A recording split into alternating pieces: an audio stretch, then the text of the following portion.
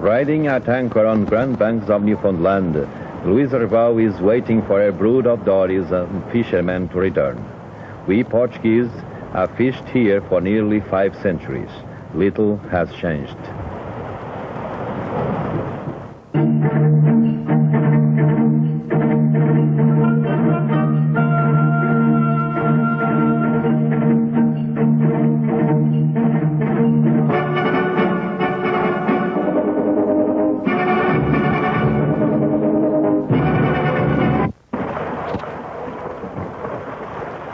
My name is António da Graça. I live in a little town in Portugal called Povo de Varzim. It is nearly 5 months since I left my home and went to Lisbon to join my ship, but I remember it well because it is the same every year.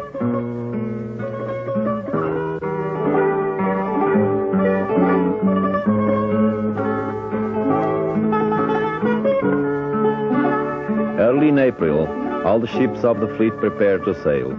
Thousands of fishermen from all over Portugal come to the harbors of Lisbon, Porto, Aveiro, Viana do Castelo and Figueira da Foz.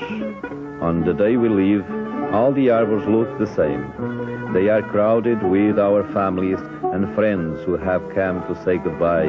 Boa viagem. They will not see us again for 6 months, or 7, if the fishing is not good.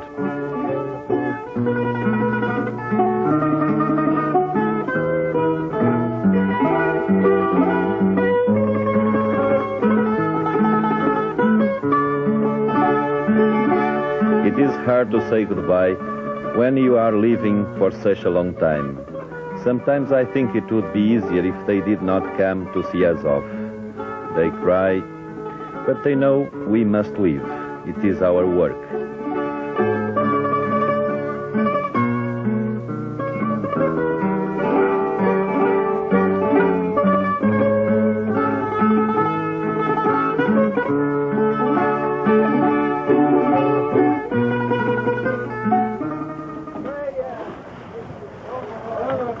This is my ship, the Vila do Conde. She is 11 years old. We have a good captain and a crew of 23. There are 56 fishermen, and this is our home while we are at sea. When we leave Portugal, all the ships are painted white. The people of Newfoundland call it the White Fleet, and have done so for many years.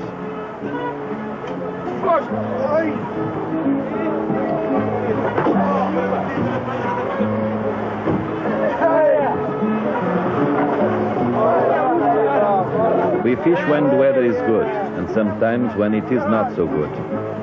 Getting up at 3 or 4 o'clock in the morning is not very nice, but after we have eaten and get out in fresh air, we are eager to go. The dories are made ready and lowered into the water. The more fish we catch, the more money we get, so we try hard.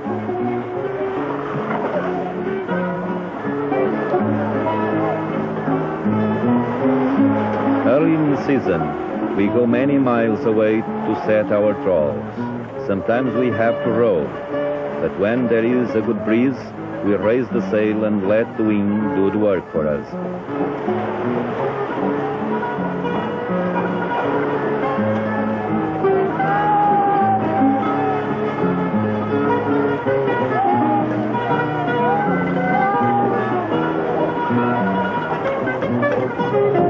Today the weather is uncertain and the captain has told us to stay close to our ship. Usually each of us put out 5 or 6 trawls, but today, because we are so close together, we can only use the short line.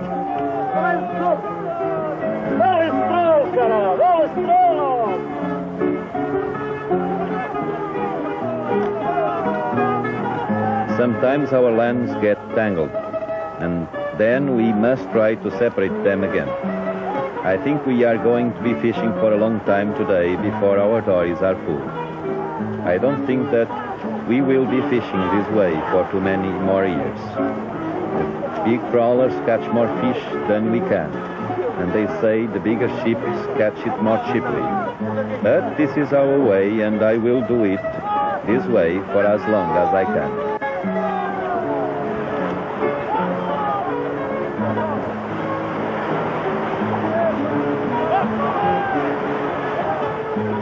Our dories are good, strong boats, and we take good care of them.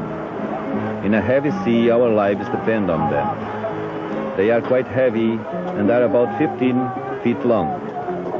When we go fishing, we take 2 oars and a spare in case we should lose one. We have a sail, a compass, a bailer, a bait box, and a basket to hold our trawl lines. These lines are about 1/4 mile long, and we have 5 or 6 of them. We also take a lunch because when we leave the mother ship, we do not return until our dories are full or until the captain calls us. Sometimes, when it is foggy and we cannot see our ship, each of us have a conch shell in our dory, which we blow so our captain will hear us and know where we are. When the weather is good for fishing, we must catch as much as we can. Often the sea is too rough and then we have to stay on our ship. This happens many times and then the day seems very long. We are uncomfortable because there is not much room for us to move around. But today we fish and we are satisfied.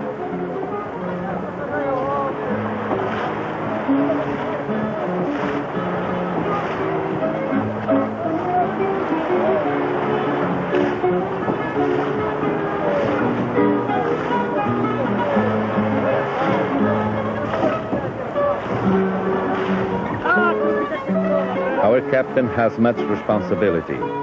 There are 56 of us fishermen in his care, and he does not rest until we are all back on board. While we are gone, the deck is washed down. The captain dog, Laika, doesn't like water.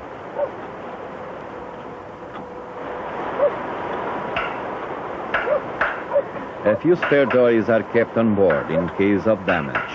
When a dory begins to leak, it is repaired by the ship's carpenter and made ready for sea again. Every fisherman has his own dory and does not like to use any other, so he is anxious that his own be mended and as soon as possible. A fisherman from one of the other ships got lost in the fog last evening. In spite of the fact that he was bailing and rowing all night, he would not throw his fish overboard, and his dory was full when we picked him up this morning.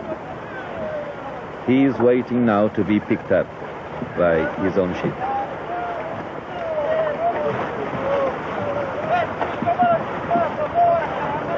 We have lots of company here today. We are fishing on Virgin Rocks, a favorite place this time of year. Besides of our own vessel, the Vila de Conde, there is the Dom Denise, the Senhora da Vida, and Gazela.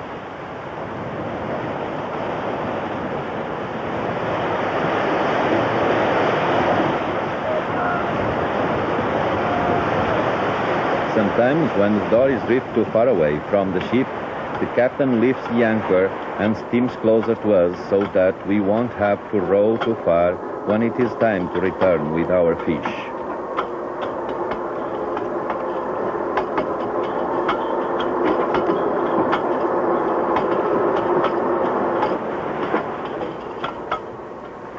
We are supposed to watch our ship as the day passes, so that we will see the signal flag when it is raised. When I see this flag, it means we are to return with our fish.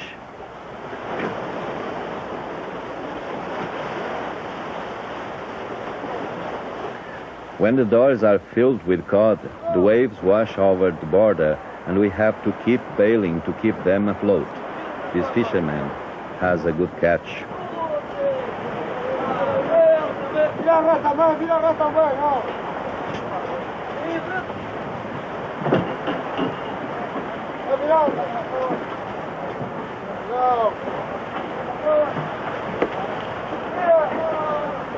When the dories come alongside, the mate marks down how much fish each fisherman has in his boat.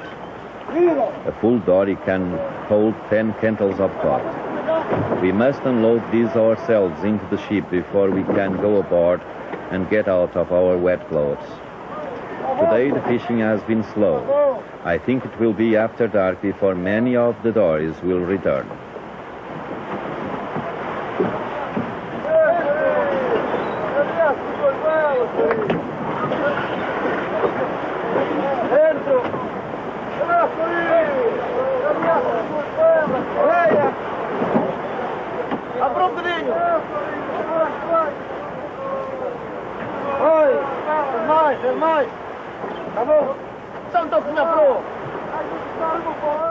As it begins to get dark and more dories come back, the cooks begin to prepare our meal.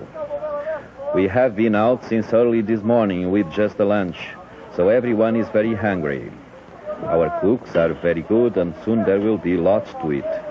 Fresh vegetables, hot soup, meat and fish, and red wine. It takes a lot of food to feed 56 hungry fishermen. It is quite dark now, and the captain is beginning to worry because all his dories have not returned.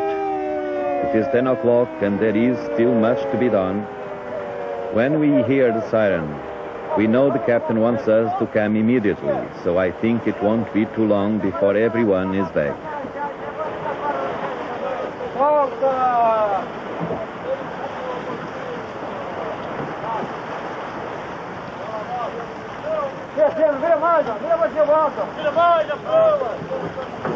Only 3 dories at a time on each side on the ship can unload their fish, so the others have to wait for their turn. As each door is emptied, it is raised on deck and piled with the others until morning. Vai, vai.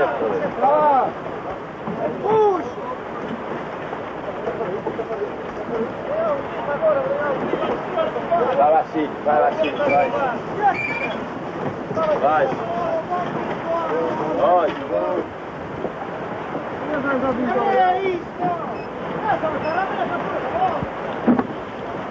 It is very late and we still have to split and clean the fish and salt it down in the hold. But first we eat.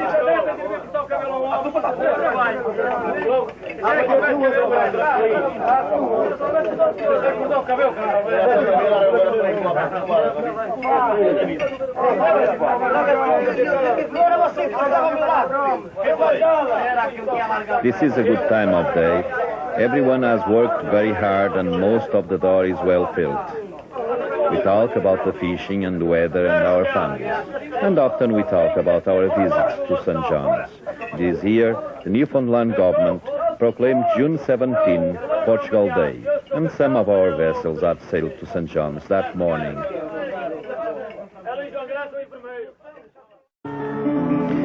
It is always a welcome sight to see the high hills at the entrance of the harbor and to sail through them to the sheltered water beyond. Passing the little fishing village at the battery, Luis Rival sails up the harbor.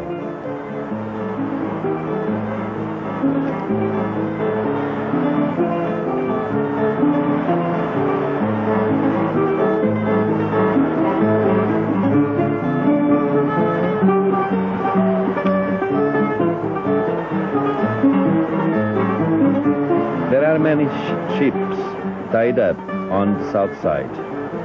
During the hurricane season, this is an excellent shelter for us to have until the danger at sea has passed. We come here fairly often during the summer months, and it is a pleasant change to get away from the ocean, if only for a day or so.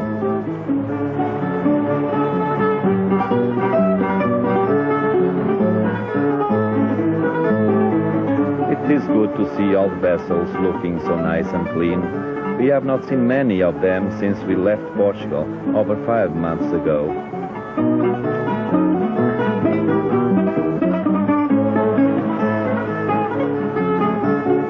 A few friends see us and wave as we approach the wharf. Very soon we will tie up and go ashore and feel firm ground beneath our feet again.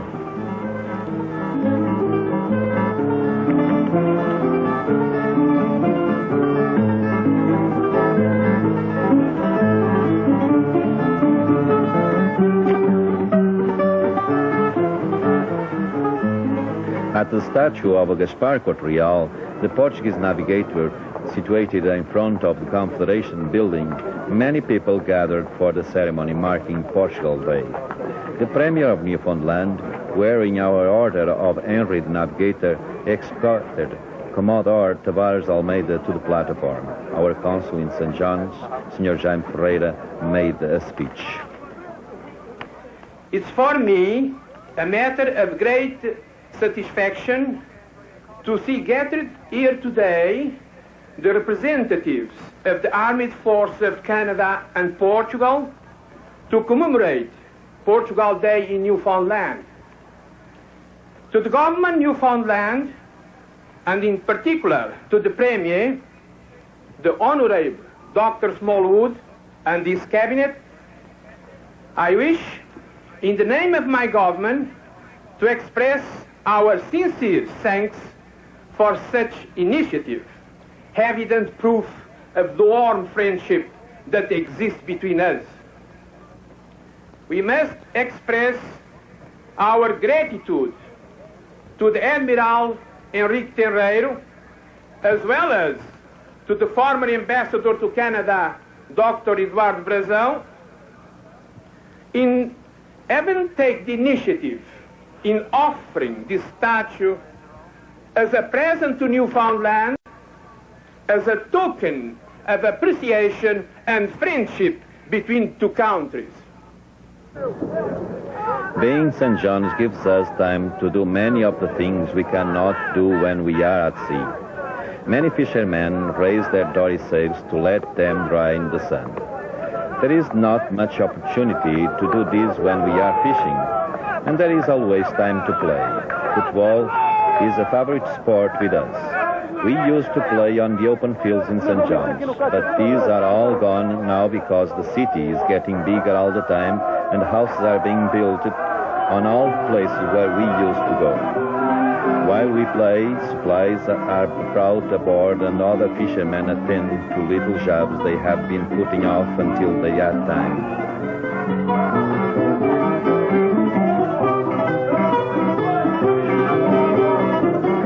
Boat must be made waterproof and many things have to be mended. It is a good opportunity while the ship is at rest to make some jiggers. The lead is melted over a bed of hot coal and then poured into iron molds. It does not take long to make them, and we use many when we are fishing.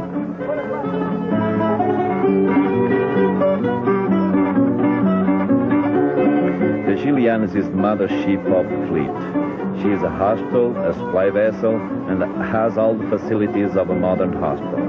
She will help fishermen of all nationalities when she is at sea. Every fisherman likes to bring something home to his family. When the stores are open, the men leave the ships and walk to Water Street where there are many stores. Some of the shops have people working for them who can speak Portuguese, and they help us when we want to buy something.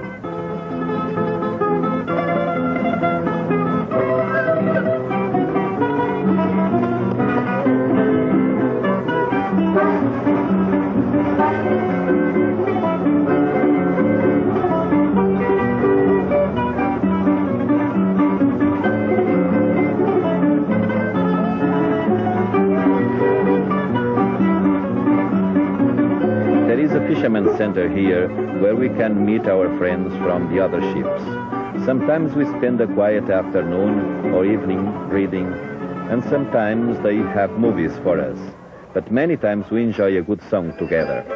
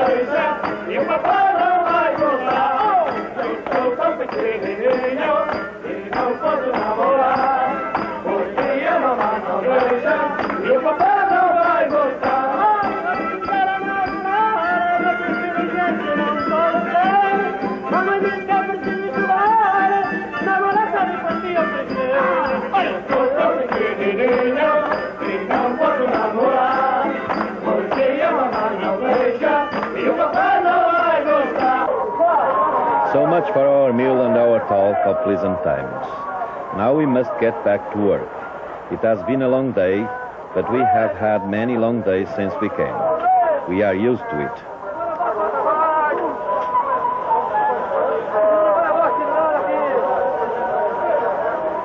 Everyone helps with splitting and cleaning the day's catch.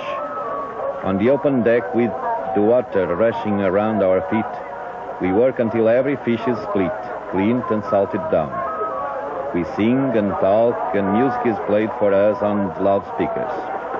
It all helps to make the time go faster and work easier.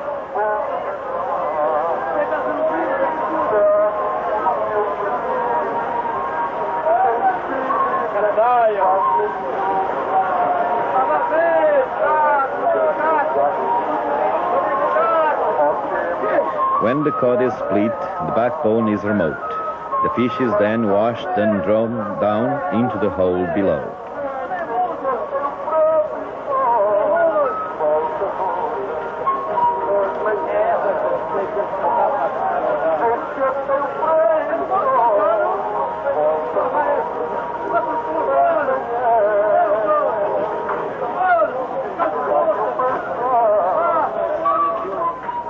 In the hole, the fish is laid flat and a handful of salt is spread over it. Gradually, the hole becomes fuller and fuller, and when it is filled, we can go home.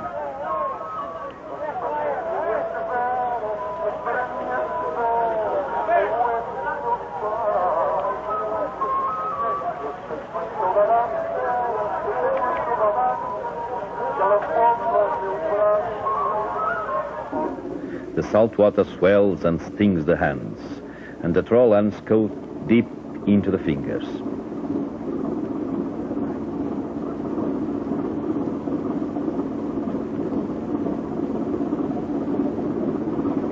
When they become too painful, our male nurse tapes the cuts after disinfecting them and gives our arms a good massage to get the circulation going. We must be ready to do it all again tomorrow.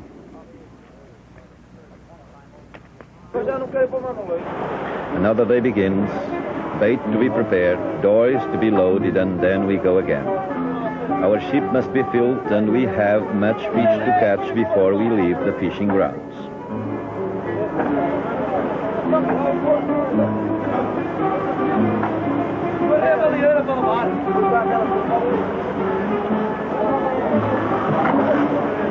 There is bad news this morning. One of the ships of our fleet, the Dondinese, is sinking. The weight of fish in her hold has opened the seams in her hull, and the sea is running in. They can do nothing to save her. They have set the Dondinese on fire. She cannot save and must be sent to the bottom as quickly as possible.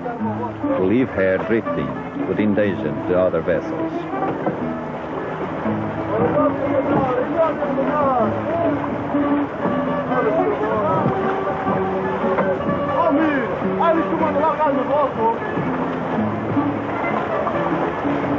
Their crew have taken whatever personal belongings they could and are on their way to the other ships. They will be brought to St. John's and sent home from there. It seems that we are losing many of our vessels this way. Last year, 3 went to the bottom, and the Dondinese is the second ship we have lost this season. There used to be over 50 ships in the White Fleet, and now there are only 34. Each year the number is getting smaller. We do not think too much about these things. We are fishermen. This is our work. This is why we are on grand banks of Newfoundland, so far from our home in Portugal.